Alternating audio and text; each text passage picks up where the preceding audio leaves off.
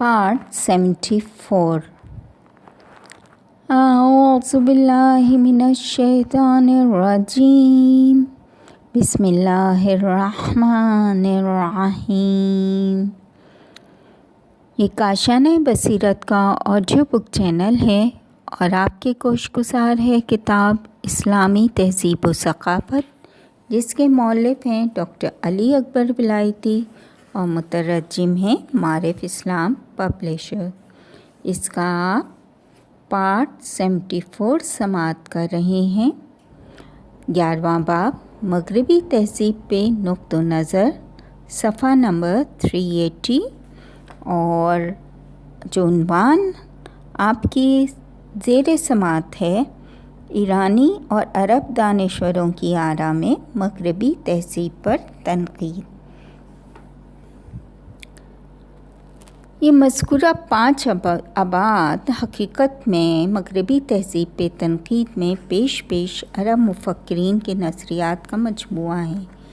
سب سے پہلے عرب مفکر کہ جنہوں نے مغرب کے ثقافتی اور سیاسی غلبے کے رد عمل میں اسلام کے احیا کے لیے دقیق ضوابط معین کیے، شیخ محمد عبد،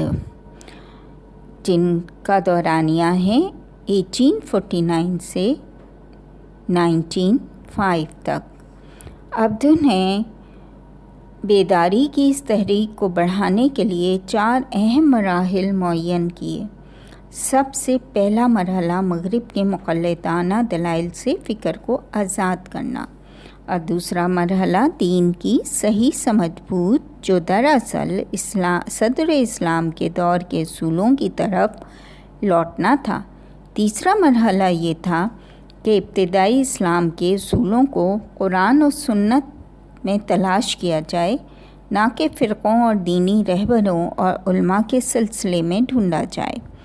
چوتھا مرحلہ اسلام کی تفسیر کے لیے عقلی معیار بنانا تھا، البتہ یہ عقلی رجحان قرآن و سنت سے اخذ شدہ ہو۔ یہ 4 مراحل جن کی نظری بنیاد عبد نے رکھی، اپنے سیاسی پہلو میں مغرب کے خلاف ایک رد عمل ہونے کے ساتھ ساتھ ایک اصلاح پسند تحریک بھی تھی، جو اس سعی و کوشش میں تھی کہ عالم اسلام میں زوال کی وجہ مغرب کی برتری، طاقت کی بنا پہ روابط، اتحاد اور یکجہتی کے مفہوم کی عقلی تفسیر کی جائے۔ لہٰذا یہ ایک سیاسی اور معاشرتی آئیڈیالوجی کی صورت میں ظاہر ہوئی جو مغرب میں رائج نظریات مثلاً سوشلزم، نیشنلزم، لبرلزم کی نسبت انفرادیت لیے ہوئے تھی۔ ایک اہم مسئلہ کہ جو مغربی تہذیب کی مشرق سے مطابقت کو مشکل اور دشوار کر رہا تھا، یہ تھا کہ مغرب میں تہذیب بتدریج تشکیل پائی تھی اور اس نے خاص انداز میں اپنے پیر جمائے تھے، لیکن اس تہذیب کے اثرات بغیر کسی تمہید کے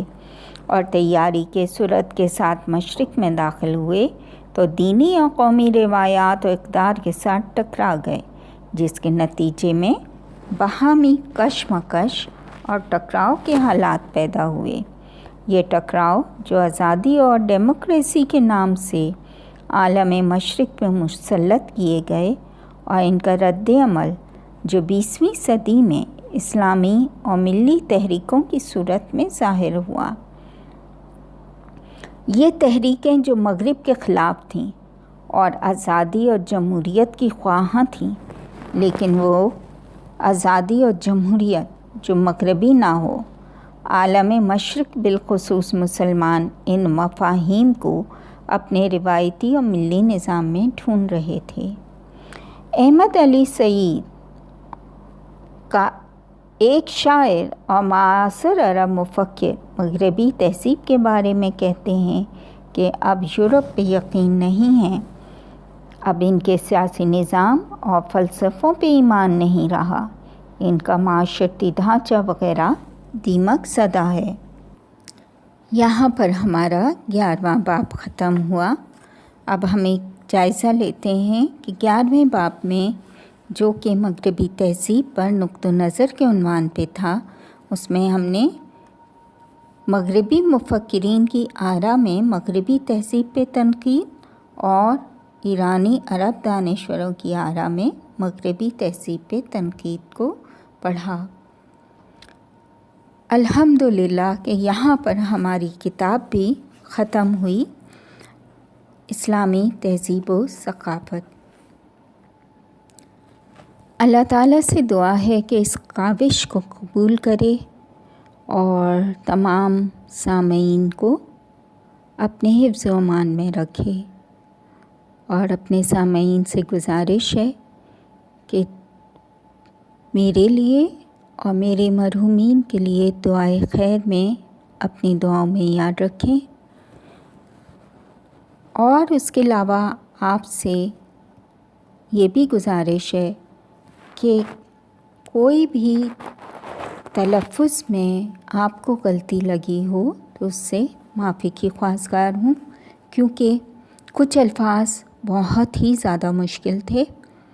اور کچھ کتابت میں تھوڑا سا ملا کے کچھ اس طرح سے بعض دفعہ لکھا تھا، یا جو لفظ ہم عادی ہیں ملا کے پڑھنے میں وہ انہوں نے الگ الگ کر کے لکھا ہوا تھا، تو ایک دم سے جب آپ روانی میں پڑھ رہے ہوتے ہیں تو وہ تھوڑا سا اس میں تلفظ تھوڑا مجھے لگا کہ میں نے تھوڑا سا میرا گڑبڑ ہوا ہے، تو برائے مہربانی اس سما خراشی کی معافی۔ باقی اپنی دعا میں یاد رکھیے گا، انشاءاللہ موقع ملا،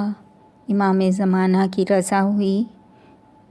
اور انہوں نے اپنی نوکری میں دوبارہ یاد کیا تو دوسری کتاب کے ساتھ انشاءاللہ حاضر ہوں گے۔